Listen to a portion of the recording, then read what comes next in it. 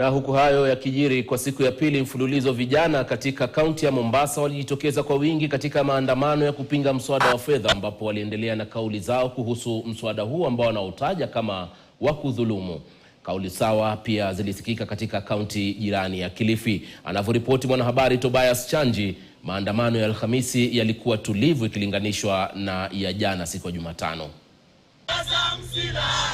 Tofauti na ilivyokuwa Jumatano ambapo mamia ya vijana walijitokeza alfajiri kushiriki maandamano, siku ya Alhamisi ilikuwa ni mwendo wa saa 6. As a woman in this nation, I am saying as an advocate who advocates for teenagers, tutanyesha na Karen Nyamu alisema Karen Nyamu alisema that anatumia tampons. Hata sisi tunatumia tampons na tunatumia menstruation cups. As a leader, you are not supposed to stop talking about things simply because you do not feel it personally. As a leader, you have to stand for other people. We stand for girls in the villages, we stand for women out there who cannot afford these things, and we will stand as women. Tutanyesha leo, tutanyesha kesho, na tutatoka leo, tutatoka kesho, and nothing is stopping us.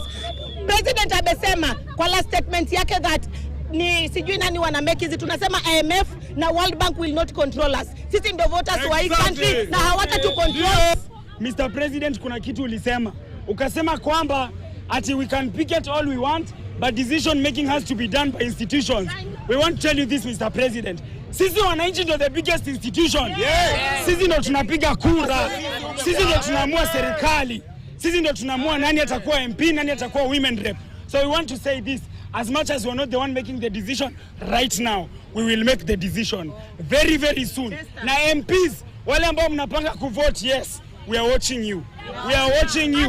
Maandamano yote yalikuwa ya amani, huku polisi wachache wakionekana.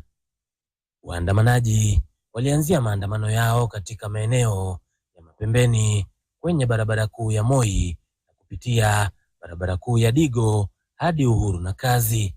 Take us wrong. We are so peaceful. Please, police, stay away from us. We are so peaceful. Yesterday hatuko haribu kitu yote ya mtu. Si ni kweli? Ndio anyone mwenye alalamika tuharibu kitu yake? We are so peaceful. Please, police, kuwa na sisi.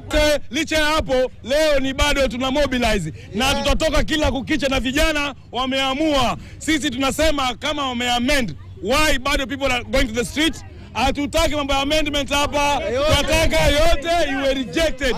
Na wale wabunge ambao wanakemea vijana na Wakenya, hii nchi si yao, hii nchi si ya wanasiasa, hii nchi ni ya Wakenya, na vijana kizazi kipya watafanya mambo. Vijana! Vijana! Vijana! Vijana! Maandamano sawa yalishuhudiwa katika kaunti ya Kilifi, haswa maeneo ya Tezo na chuo kikuu cha Pwani. Tobias Chanji, KTN News, kaunti ya Mombasa. Unaendelea kutazama taarifa za KTN leo, mtazamaji. Tunakwenda kwenye pumziko, lakini bado tunaangazia taarifa